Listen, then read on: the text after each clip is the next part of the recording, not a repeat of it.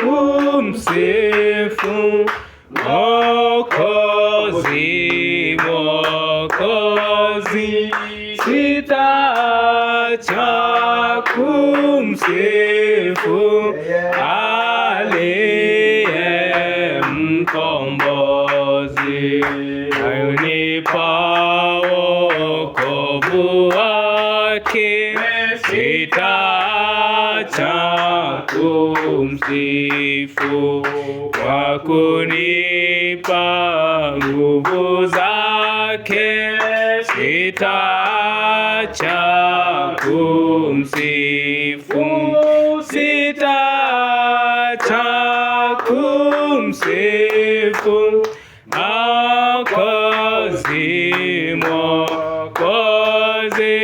Sitaacha kumsifu aliye mkombozi.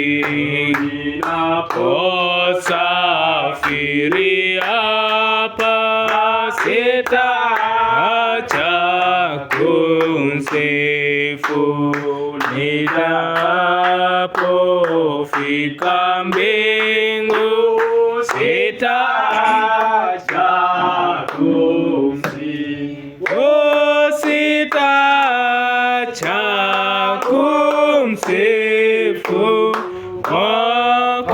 Mwokozi, Mwokozi.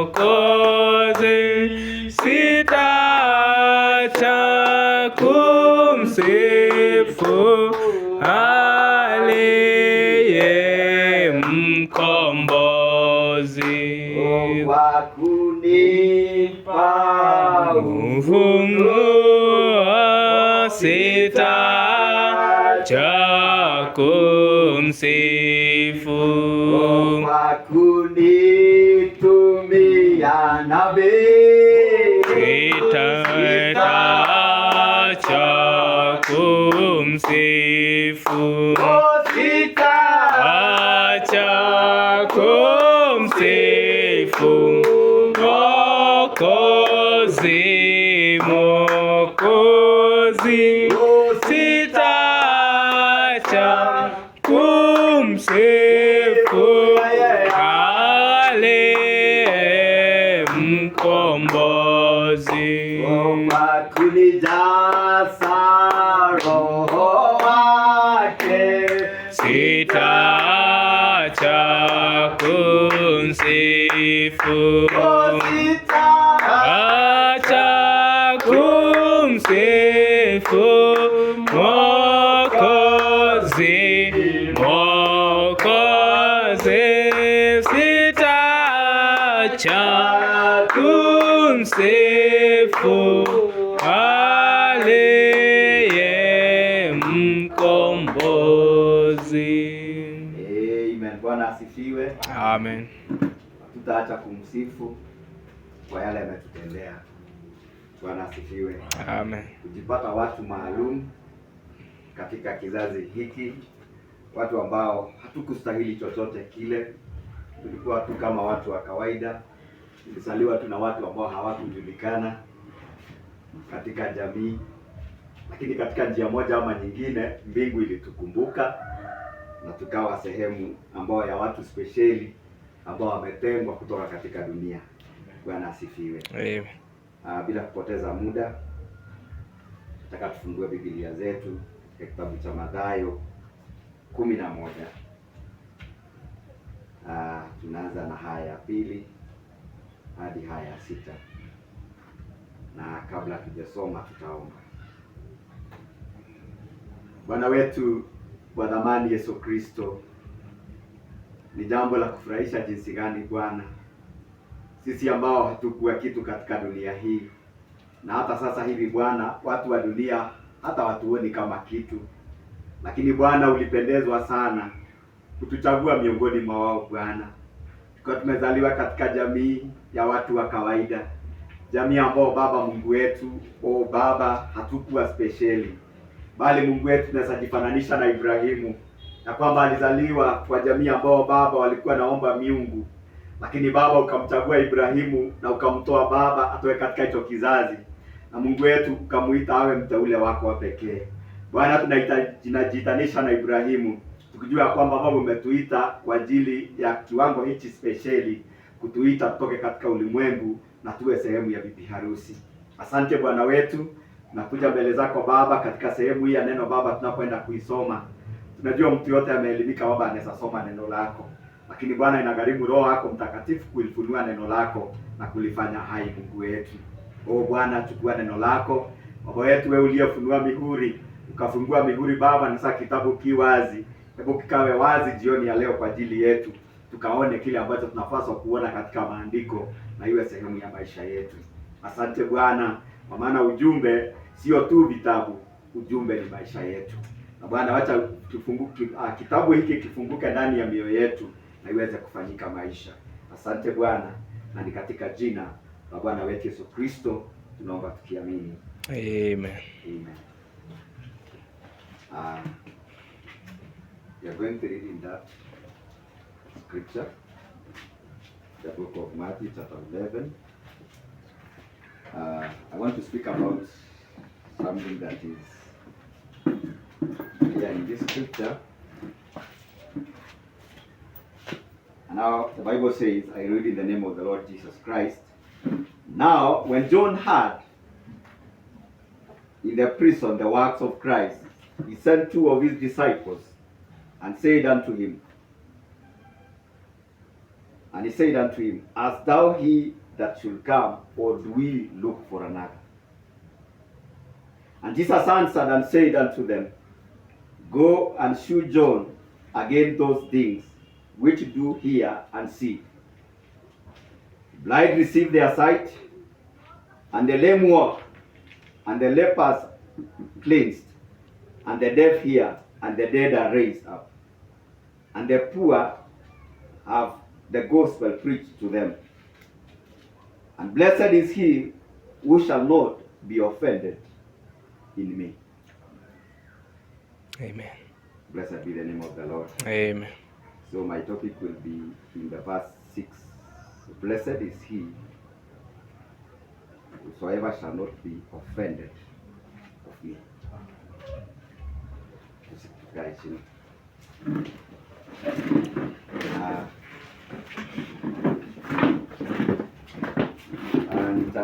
Chukua ujumbe lean not on our own understanding, so that I can lay my background there.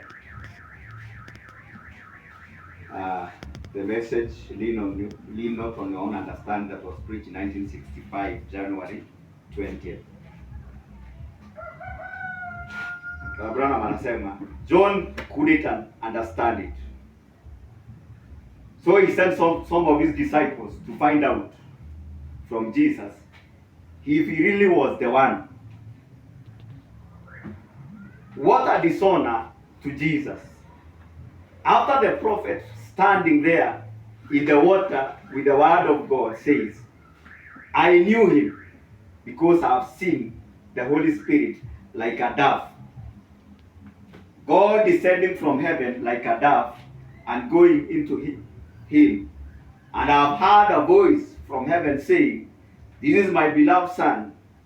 And John says, Go ask of him if really he was the one, or do we look for another? And Jesus never sent him a book or how to behave in prison or what church he should have joined, but he said, stay around a little while and watch what happened. Then go show John the things that you have seen and done, because that his work that he did vindicate him to be the Messiah, the Son of God. Blessed is he who is not offended in me.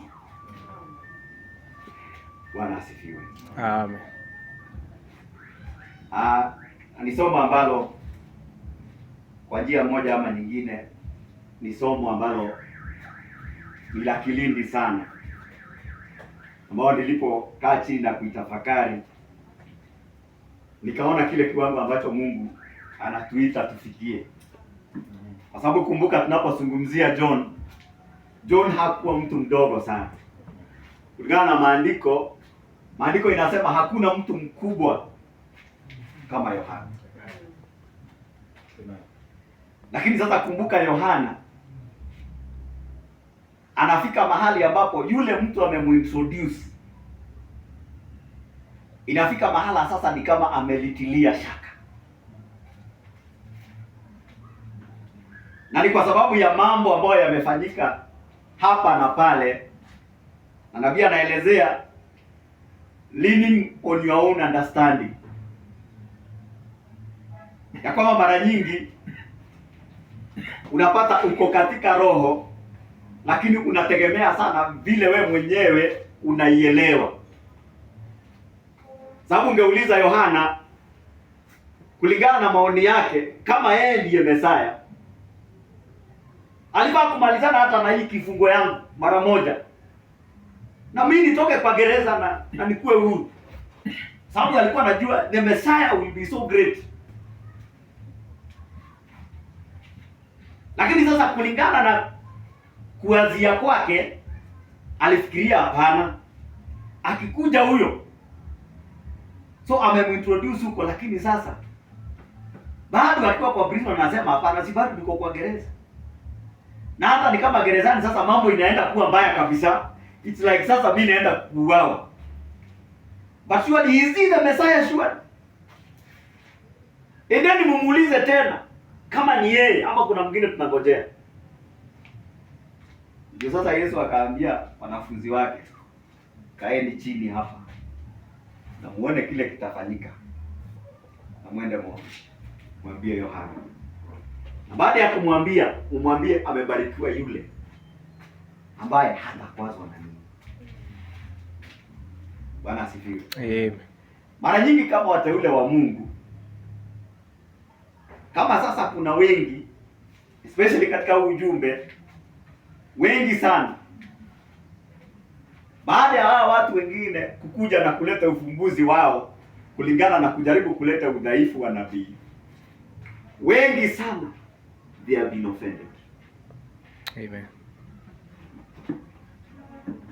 Bwana asifiwe. Amen. It is because the way walifikiria, walitaka mtu ambaye haonekani akiwa na kosa lolote. Alifaa kuwa ni mtu perfect.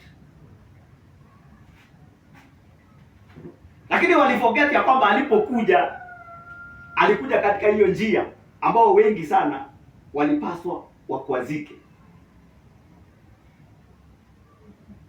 Bwana asifiwe. Amen. Kwa sababu hata Musa alipokuja, Mungu akiwa amejificha ndani ya Musa, alionekana akiwa na udhaifu mwingi sana. Lakini it became an offense to some people, and they all perish in the wilderness.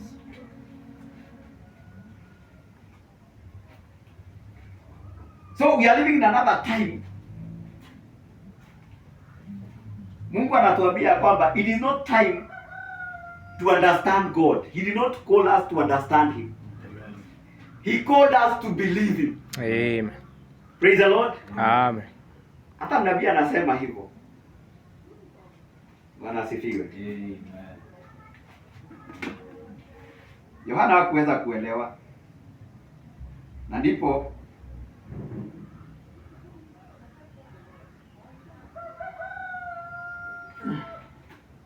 so many people became offended. So many people get offended so easy at the word of God. It's a country that went to learn on their own understanding. They don't want to take the word of the Lord, and they have to go just the way that they have been taught to go. And that is the way, that's the way that they are taught. Their church lean on it. No matter if God promised that it will rain, have rain in the morning, and the church says that nonsense, they will believe the church instead of God. Because why? They are born of the church. But a man that is born of God is of the seed of God. Amen. And the seed of God is the word Amen. of God. Amen. And he only believes what? That is life. Praise the Lord. Amen. Many times says, we come to a place that we are offended. Yana Biblia anasema. But friend, look, listen now here. The Bible here we ask and we are But look here, friends. This is what 21. Lean not on your own understanding. But look, friends. Listen. Nowhere in the Bible are we asked to understand. We are not asked to understand it. Amen. We are asked to believe it. Amen. Believe it by what? By faith. If you understand it, then that makes faith annulled. You can understand it, but you believe it. Amen. Anyhow. If I could just understand God, I wouldn't have believed God. I do not understand God. No man understands God. I cannot understand the word of God, but I accept it. Amen. I believe it. I am not asked to understand it. Amen.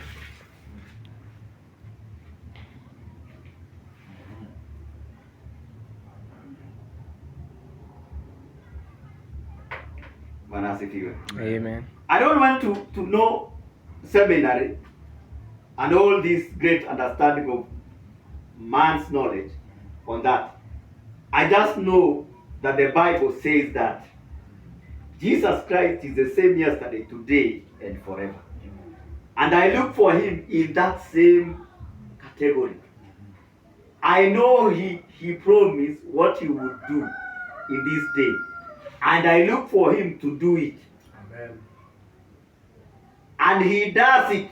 That's right. He promised grace. Amen. And I look for it. And I receive it. Amen. And he promised healing. And I believe it. And I accept it. Amen. And I receive it. Ah. Praise the Lord. Amen. So nabii anapofundisha huu ujumbe leaning not on your own understanding, anasema many people have been offended because of leaning on their own understanding. Bwana asifiwe. Amen. Because sometimes, like a scripture that we always like in the book of Philippians chapter 4. Rejoice in the Lord, and again I say rejoice. So God doesn't want you to understand the condition that you are in. He wants you to believe the word of God the way it is. Amen. So unataka kuambia Mungu, nataka uelewe ile hali napitia. Wewe anataka uamini neno vile inasema. Amen. Anasema furahini, na anasema furahini katika Bwana. So inakuwa tukitaka kuelewa sana, tutaanza kuambia Mungu, come and reason with me and feel the way I'm feeling. Mungu hataki hiyo, anataka wewe uamini vile neno lake limesema. So many times we are offended. Because sometimes Mungu anakuambia rejoice in a condition that it is not a good condition. Amen. Lakini Mungu amekufungia hapo. Anataka uamini neno lake even in that condition.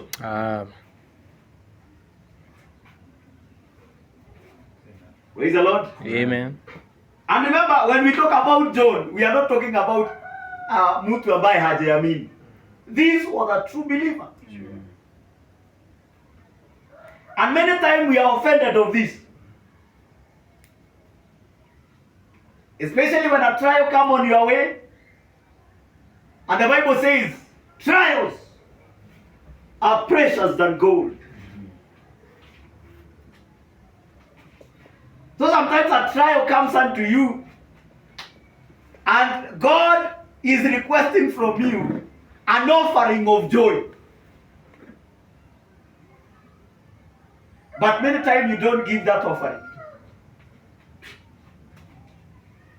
We don't go in the presence of the Lord that day with thanksgiving. Because anasema, come to the house of the Lord with thanksgiving. Sometimes you go to the presence of the Lord without thanksgiving because of the condition that you are in.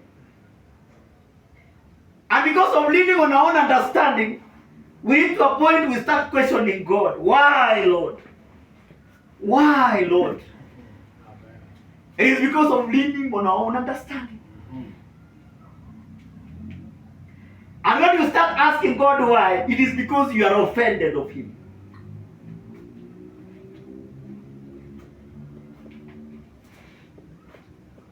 And it is because you are leaning on your own understanding, not the understanding of the Scripture. And as a human, we will be always on that battle. Because even Jesus, when He was in this flesh, yet to a time in this flesh, He started leaning. And He said, if it was possible, Lord, let this cup pass on me.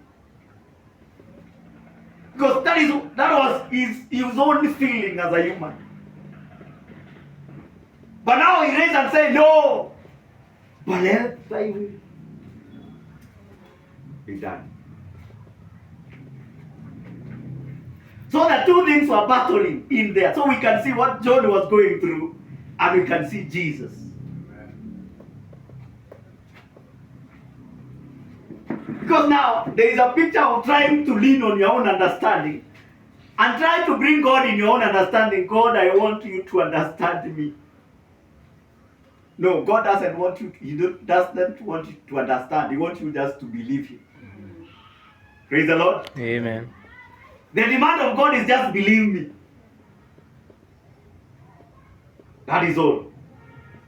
Let's go to the wilderness.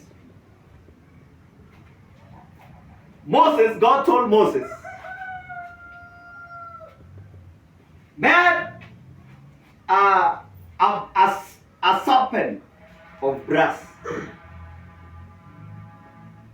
It was not written anywhere, but they were told that they should not worship an idol. But now this is from the mouth of the prophet. To build something like an idol in the wilderness. It became an offense to the other people because they leaned on their own understanding. And God only speaks through the prophets. God could not speak through any other person. It was only through the prophet. Many were offended, and they all died in the wilderness.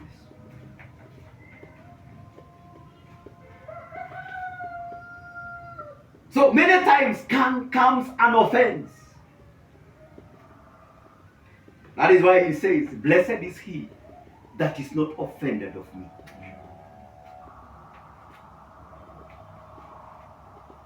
There are questions in life that you want to understand, but God doesn't want you to understand. He only wants you to believe. Amen. That, Lord, all things are possible to them that believe. He doesn't want you to lean on your own understanding, to think that, oh, God doesn't love me. Why am I going through this? God doesn't love me. No. That is leaning on your own understanding. When He says that I will not leave you and I will not forsake you, sometimes He stays like He's not there. But He remains to be God. Amen. That is why I told John, blessed is he that is not offended of me. And you are living in that moment where many are going to be offended because they want to lean on their own understanding. It is a junction of time when God is taking a corner and many will lean on their own understanding. I remember we are sharing with another brother, and he was telling me, even if Brother Branham resurrected today, and he said that whatever I have preached to you was not the truth. I'll say I'll refer him to what Paul says. And he said, even if I come again and preach another gospel, let me be accursed. So even if Brother Branham comes today and he says that no, what I preached to you was not the truth, how many will stand like Paul and say, even if I return and preach another gospel, let me be accursed? People that will not be offended to stand with what they have proved to be the truth. That is why John stood there and told the disciples, sit down and see what will happen. They're not telling John, just take books and go and do this. That is why the ministry of Brother Branham, no preacher in this world again can compare with what happened in the ministry of Brother Branham. But he can bring us a lot of stories and a lot of stories. But show us one thing that you have ever done to prove that you are a mighty prophet than Brother Branham. Praise the Lord. Amen. So we are living in a moment, because it is another Exodus again, that it is only the genuine people that believe that this is the prophet of God will be able to go to the other land. Because Joshua and Caleb, they say it doesn't matter. It doesn't matter what story you brought to me. I believe Moses. That is all. Wewe kumwambia wewe angalia vizuri. Haifai kufanywa hivi. Ambia hapana. Ni Moses anafanya. I have proven to be the prophet of God.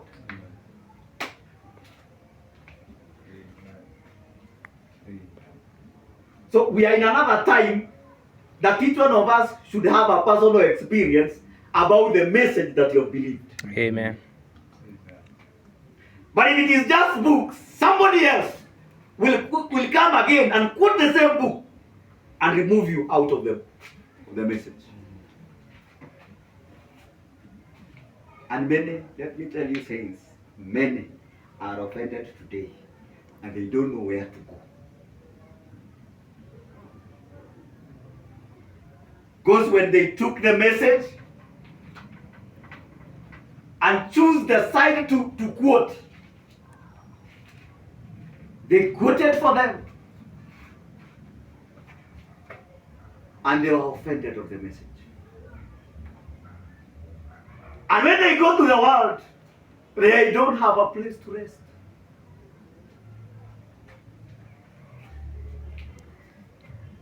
So what will happen? They will die spiritually. Amen. Praise the Lord. Amen. It is because blessed is he that is not offended of me. Because many times you might have prayed, you have prayed and prayed and prayed and the prayer is not answered. God is waiting to see you. Will you still believe me? Will you still trust me? That is why the foundation of faith is placed on Abraham. Abraham was not offended of God. Though he might have stumbled a bit as a human to try to lean on his own understanding. Because we have a trouble there. When we try to lean on our own understanding, on the condition when we are in, we try to say, no, if God was here, I think things will go this way. And God is there. But because of your own leaning, like John, alitarajia mambo vile Yesu sasa. Akumbuka yeye amemtangaza vizuri na amesikia sauti ikitoka mbinguni ikisema this is my beloved son. Lakini anaenda akifika kwa gereza na mambo yenye iko kwa gereza anashangaa, hapana, kama angekuwa Mesaya kweli angeniacha hapa. Na yeye mwenyewe alikuwa ametabiri huko akasema akikuja lazima mimi nishuke, lazima yeye ainuke. Lakini ikifika wakati wake wa kushuka anaona hapana. Wewe kumbuka, huyu ni Yohana ametangaza kuja kwa Yesu Kristo. Na huko anatayarishiwa kwenda kukufa. So that's why you don't have to understand the word of God. Anasema you have to believe it. Amen. Praise the Lord. Amen. Wewe kumbuka hao wapelelezi wote ambao walikuwa wameenda nchi kupeleleza nchi. Na walipoenda majitu wakakuja. Na ikabidi wajifiche wote. Baka Joshua na Caleb walibidi waingie kwa manyazi wapite wale wa jamaa. Lakini kuamka kesho yake wanasema hapana, haijalishi hata kama majitu wako. We are going to possess the land. Amen. We don't want to understand. We just believe what he had promised us. Amen. That is our land. And those are the people that are not offended of God. But many were offended. When they went to that land, they tasted. Walionja wakasikia asali ya kweli. Wakakula maziwa ya kweli. Mpaka wakakuja na evidence. Lakini already walipoana ma-giants, walikuja wakiwa offended, wameinama wakaambia watoto wao hapana, huku hakuendeki. Na wengine walianza kulia because all of them were offended. Kwa sababu aliambiwa yenyewe tuliona kuna asali, lakini wala watu wako huko walikuwa tu wameambiwa jambo la kwanza ni muangalie nchi iko. Amen. Na iko na kila kitu ambao niliwaahidi iko. So bila mtaimiliki na kuna watu wengine ilikuwa inagharimu Mungu peke yake. Amen. Praise the Lord. Amen. Blessed is he that is not offended of me. Amen. Like many times you might, John, remember this is a man that was in the spirit. But remember the moment he started to lean on his own understanding, and maybe when the Messiah comes, even the prison doors, he will just come and release me that day. But that one did not happen.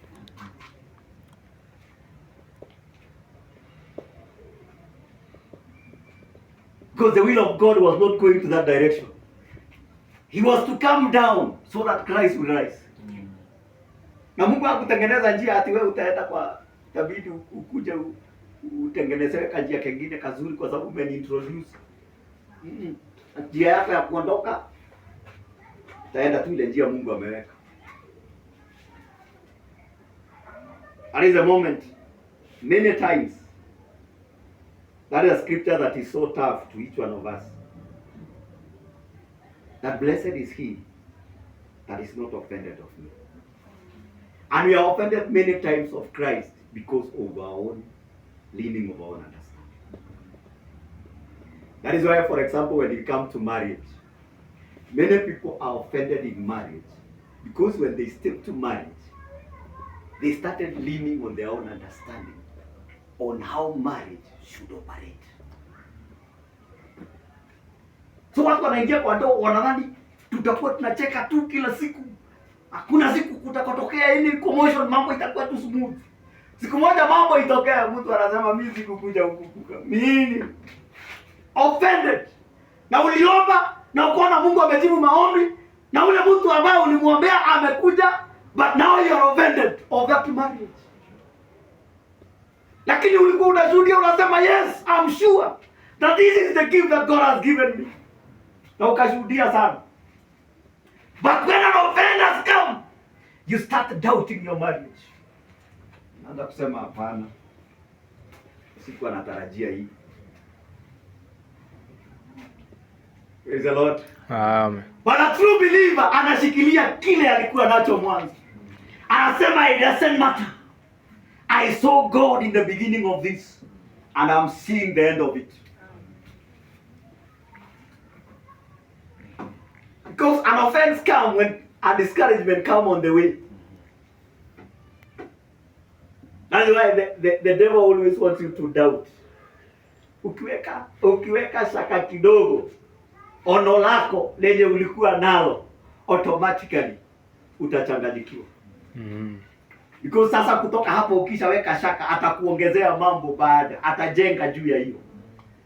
Atajenga na ajenge mpaka ikuwe kitu. Lakini ukimwambia hapa ukanyangi, kwenda juu, kwenda chini, I know this is the gift of God. And those are the people that even today will stand with the message of the hour. Amen. Wale ambao wanasema kwende chini, kwende juu. Me, I remember, me as a young boy, when I was born in our family, I used to read the Bible when the great drum of Chang'ai is being cooked there. I used to just to read the message behind those flames that were coming from the fire that is burning, so that it boils the chang'ai. And that message has transformed me to this day. Then someone comes here and tries to challenge me through the message and say, remember this is a lie, remember this is a lie. Tell him, no, I know what the message has done to me. Amen. Amen. Praise the Lord. I'm sure of it.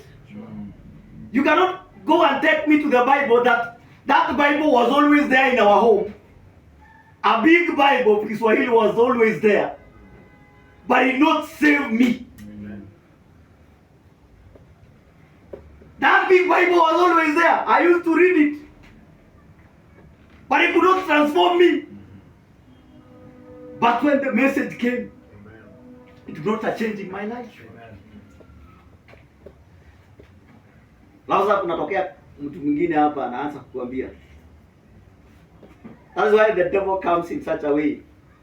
That's why nabii anasema, hata yeye anaonesha mshangao, anasema lilikuwa ni jambo la kushangaza sana kwa Yesu kusikia Yohana mwenye amemtanguliza na akatoa ushuhuda.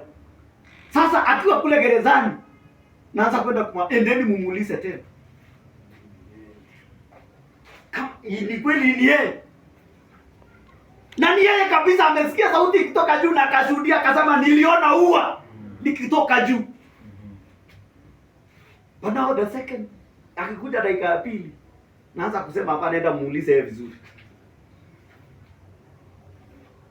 Those are the things that comes in our journey. That's why we have to believe God. It doesn't matter what comes in our lives. Praise the Lord. Amen. Kuna mambo yanakuja katika maisha yako, unaona ups and down, nini. You still, Mungu anataka tu kuona ile imani uliyokuwa nayo mbele. That's why anauliza swali, when he comes, shall he find faith? Hakusema ati atapata wandugu wazuri. Sema atakapokuja atapata imani. Mtu mwenye hata akiona majitu anasema hapana, nchi ya ahadi tutaienda. Anaulizwa, Caleb, elezea vizuri brother. Si wewe ulikuwa, na hata wewe ulikuwa umejificha kwa miguu yangu.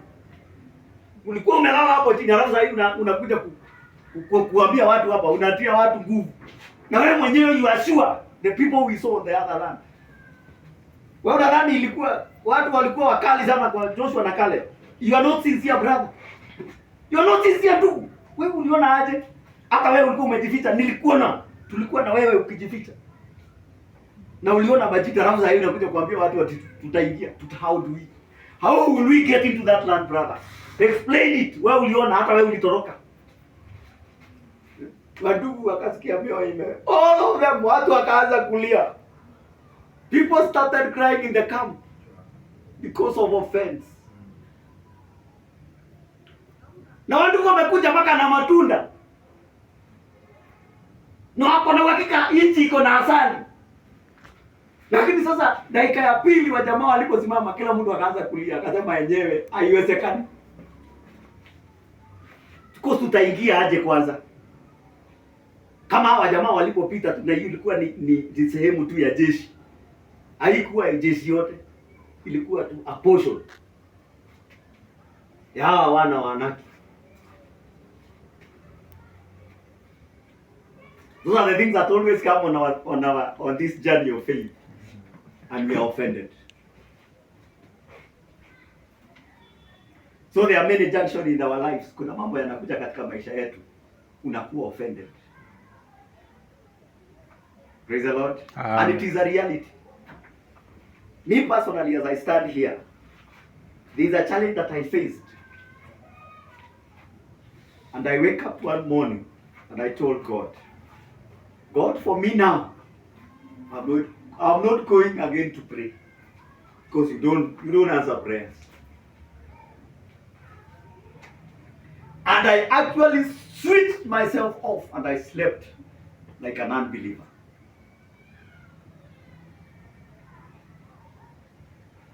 And when I talk about an offense, many times we are offended when the word of God comes in the way that we didn't thought that it would come in that way.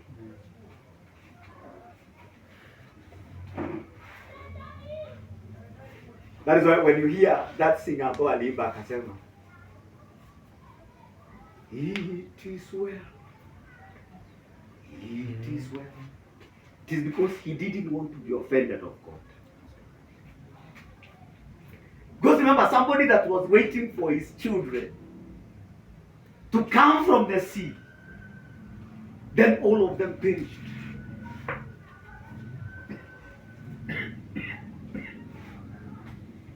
And he started singing, it is well with my soul. Because in this journey, brethren, there are things that we will never understand.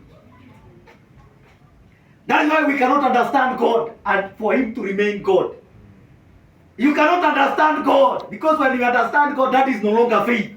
That's what Brother Branham has told us this evening. Amen. Amen. That's why the singer said, we'll understand it better by and by. Praise the Lord. Yeah. You know that things will be so smooth. Then after that you feel things coming rough.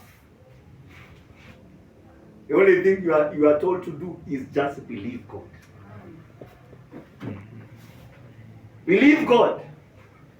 And he will make a way where there is no way. I don't know how, and I don't want to understand, but I believe it. Amen. Praise the Lord. Amen. God's idea, sir. Because many times we are offended by leaning on our own understanding. Because I was talking about Philippians chapter 4. When the Bible says, rejoice in the Lord. And again I say rejoice. He was repeating again because there was someone that was questioning. Even in this situation, Lord, am I supposed to rejoice? Then he said, yes. And again, rejoice. Rejoice. Because there was a question. Why did he repeat then? That is why we are believers, but many times we lack joy. When God comes into your tree to look for joy, it is not there. And it is because of a situation. Wewe unauliza kuhusu Yesu alipotembelea ule mti na akapata hauna matunda, lakini wewe Yesu anakutembelea akitarajia umekomaa vizuri. Mahali ambapo jaribio limekupata, hautakaa kama wale hawamjui Mungu. So nimesema hilo somo ni gumu sana. It's a very hard topic.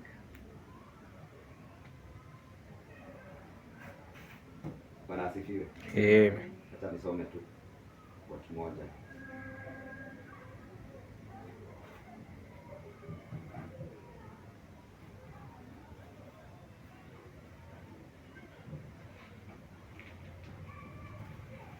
Micaiah the prophet.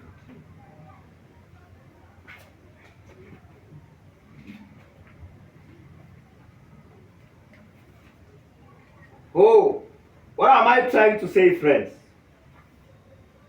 Don't be offended. He is no offense in him.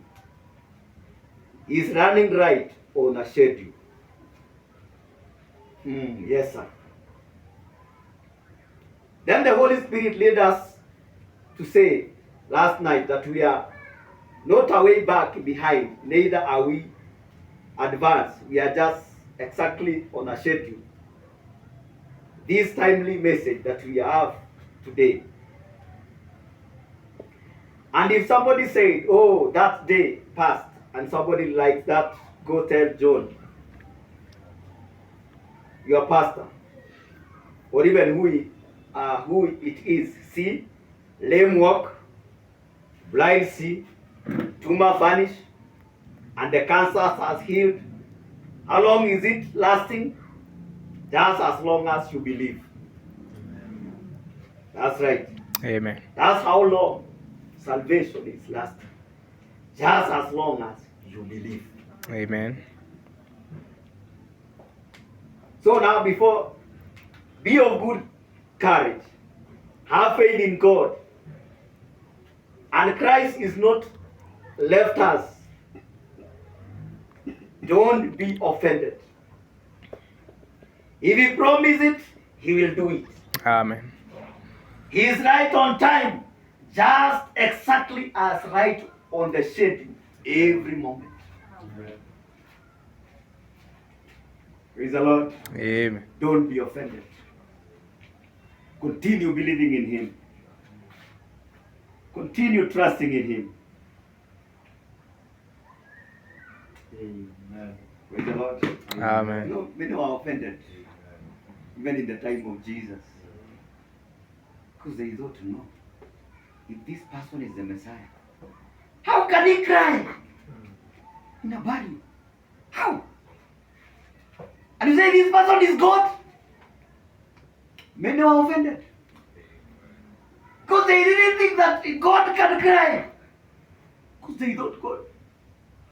But now God was in flesh. Because they were living on their own understanding. Unasema ati huyu jamani ndiye alifanya hii na akafanya hii. Na sasa hii ndio unalia. Hakuna. Ndio akasema siwezi mfuata. Mtu analia. Na labda wanaume wa kijiji hicho kama wale wakalewa huko wanasema kama wanaume hawezi lia. Praise the Lord. Amen. Sasa wakapata mwanaume mwingine ambao wanaume wengine wanamfuata hapa alafu analia kwa kaburi. Na maandiko ikaandikwa vizuri, and Jesus wept. Ni watu wengine wakasema hapana, tunakumbuka wakati wa nabii kuna sister alimuuliza brother Branham, you say that Jesus is God and he wept? They are offended of him because they lean on their own understanding. And even us as believers, many times we are offended of him. Sometimes unataka mambo yaende vile. Praise the Lord. Amen. Sasa ngine Mungu anatumia mtu mwingine tu ambao labda wewe mwenyewe unamwonanga ni mtu huwezi mtrust. That's why I remember there was a prophet who was offended. Wakati alisikia punda yake ikiongea. Paka ikabidi akaulizwa, punda ikamuuliza, si nimekupa hii masiku yote? Praise the Lord. Amen.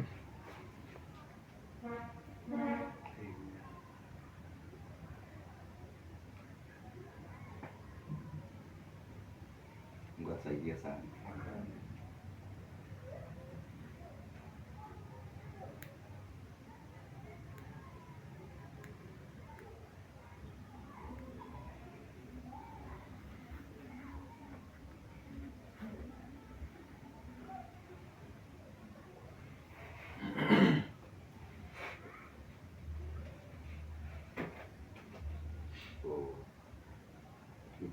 to anything else.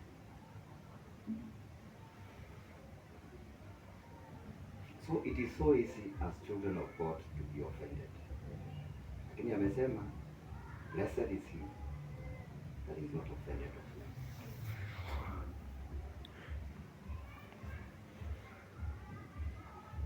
So we have read about Micaiah hapo. So let me just read one.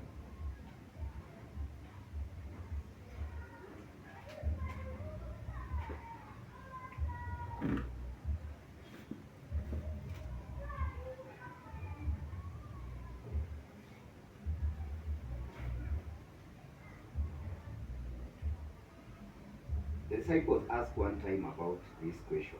They said, why does the scribe say that teachers of the scriptures that Elijah must come first before all these things happen? Now remember, he was talking to the disciples, not to the Pharisees. And the disciples said, why the scribe says that Elijah must first come? And he said, Elijah is already come.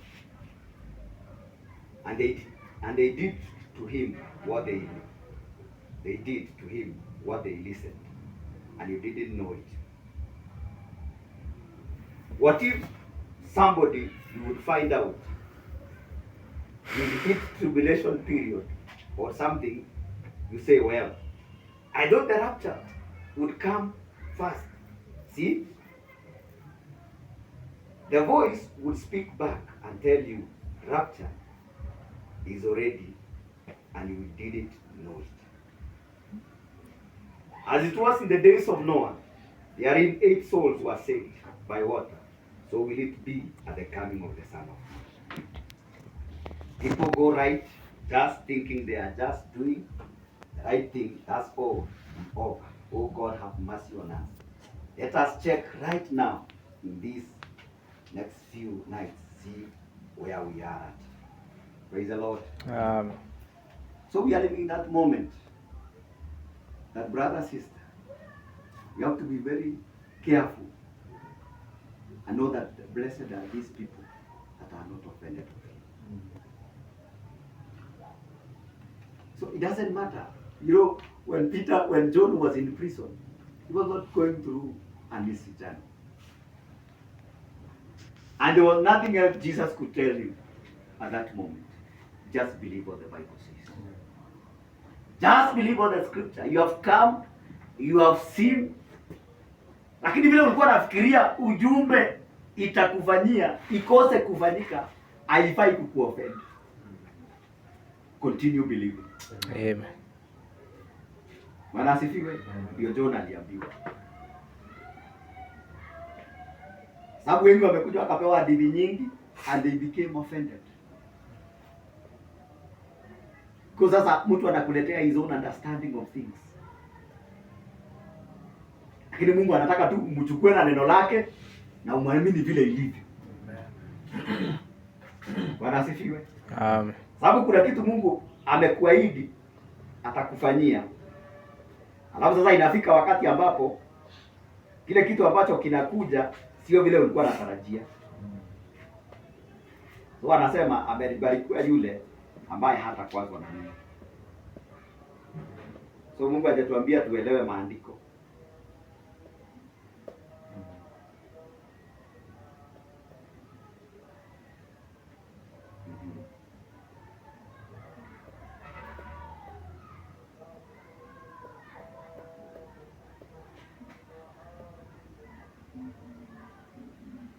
So ndio namalizia nikirudia hiyo. So many have become offended. So many people get offended so easy at the word of God. It's contrary the way they want to learn, to lean to their own understanding. They don't want to take the word of the Lord. They have to go just the way they have been taught. Unajua kuna vile tunachukua mambo.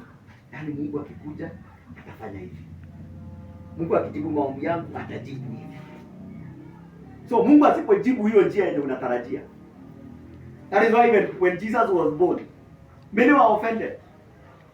Kwa sababu walikuwa wamejiwekea bikira wakafikiria atakuja kwa ukoo yenye inajulikana, akaenda akachukua kasichana tu kalikuwa wakiokota kuni, na sisi tumefunga virgins, tumewaweka kwa manyumba, na amepita huko njia akaokota kasichana kama mtu maskini tuko mtu wako anajulikana, hakuwa priest.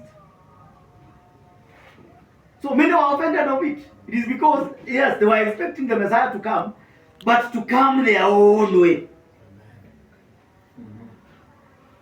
Praise the Lord. As we know, we are offended as believers because sometimes we pray for something and you expect Mungu atakuja tu njia na akose kuwa njia yako. That's why blessed is he that is not offended. Praise the Lord. Amen. Wewe kumbuka David after that hakuwa offended na kitu chochote. That's why David was not offended. He was a man after God's heart. Why? He was not offended. Hata mtu alipomtemea mate alisema hapana. Inaweza kuwa Mungu amemtuma unifanyia hivyo. That's why he was not offended. Ange kwazwa na hiyo. Anaambiwa si umalizane na huyo jamaa, akasema hapana, achana naye. Suleimani amepanga kumuua na kumumaliza Sauli, na bado yeye anasema wachaneni na Sauli. Na hata akikufa anararua nguo zake na analia. Yet that person wanted to kill him. Akisikia komanda wake, bodyguard wake amekufa na ameuawa na mtu, anasema huyu jamaa amalizwe. Nani alimguza huyo? Na ni askari wa Saul ambaye alikuwa anataka kumuua. Na David akaenda all alone akitunza njia yake. Bwana asifiwe. Hakutaka kuwazwa na chochote kile. That's why brother sister, you are not supposed to be offended by anything. Praise the Lord. Sababu kama maandiko inasema nyayo za mwenye haki zinaongozwa na Bwana. Na kama kwa hakika ndugu unatembea katika njia yenye Mungu ameruhusu upitie na unajua ni mapenzi ya Mungu. Bwana asifiwe. Mungu atusaidie kwa sababu kuna kukwazika kwingi katika hii safari. Amen. Wewe unasema mimi ni mwaminio kabisa, lakini neno la Mungu linakuja ile njia huku anatarajia, and you are offended of it.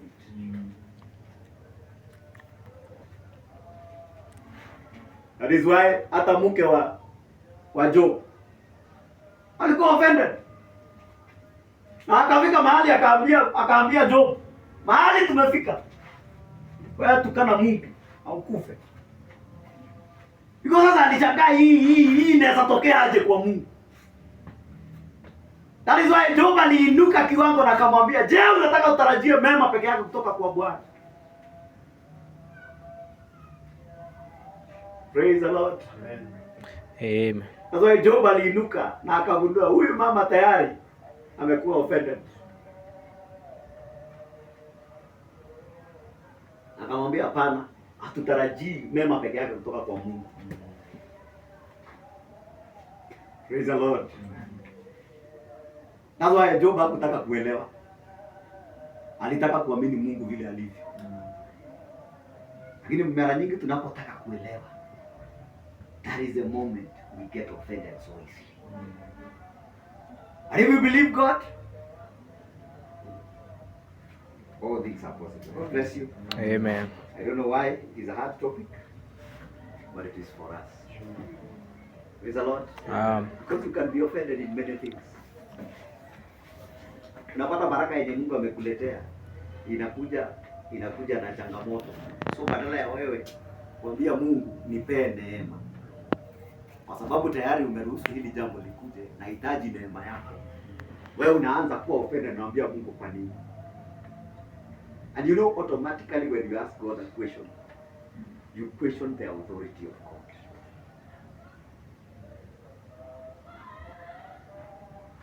Na nyinyi wenyewe mnaona, every time, even when a boss does a mistake, you cannot question him. Because the moment you question him, anashangaa. Can he any longer be your boss anytime? Because you cannot trust him from there. So when you talk about God, God wants you to trust in him. Praise the Lord. Amen. Stand.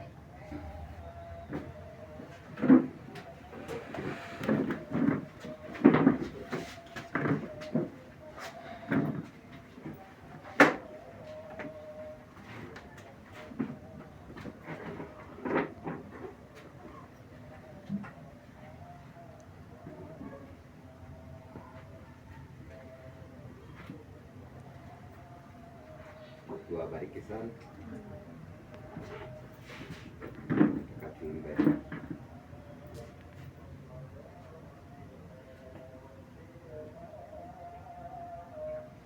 Iamini damu yako.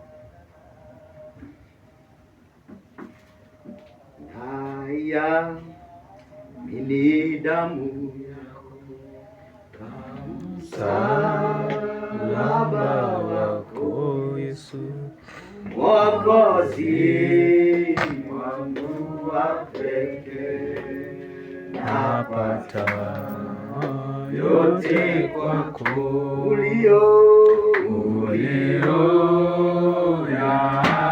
ulioyaahidiwa, napata kwa imani. Haleluya, huwezi kuniacha mimi, napata yote kwako. Damu imetakasika na mto wa uzima wako, aniletea nguvu tele, napata yote kwako, ulioyaahidiwa, napata kwa imani. Huwezi kuniacha mimi, napata yote kwako.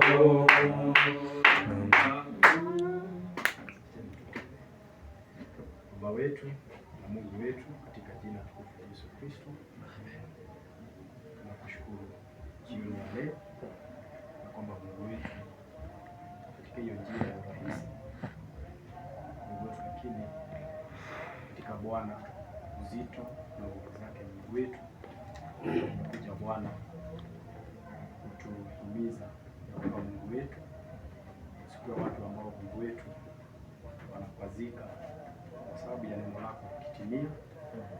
Mara mingi Bwana, kama wanadamu tunajipata katika hali ambayo unaweza tunatilia shaka kazi yako, lakini Bwana jioni ya leo umekuja Bwana kuhimiza sisi watoto wako Mungu wetu. Anaima Bwana mzazi kurekebisha watoto wake, na jioni ya leo Bwana umekuja kurekebisha Mungu wetu.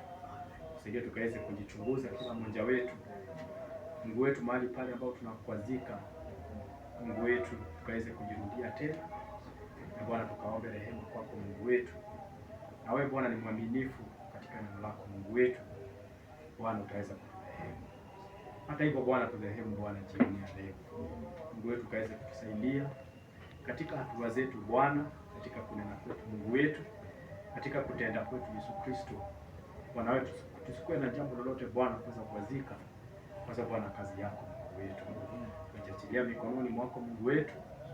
Asante Bwana kwa vile umetunenea katika hiyo njia. Bwana tunaomba ukaweze kutubariki. Uwezi ukanena neno lako bure Mungu wetu, lakini Bwana daima unalinena uko na kusudi Bwana wetu, kwamba yote ambayo atatipokea Jehova Bwana na kuliamini Yesu Kristo itaweza Bwana kutimiza kazi yako ndani mwake. Wacha Bwana ikaweze kuwa Bwana ni mimi, wacha ikaweze kuwa ni ndugu yangu, ikaweze kuwa ni ndugu yangu Jehova Bwana, hilo neno itaweza Bwana kutimiza kusudi lako kwa utukufu wa jina lako. Bariki ndugu yetu Too Bwana, umemtumia katika hiyo njia Mungu wetu.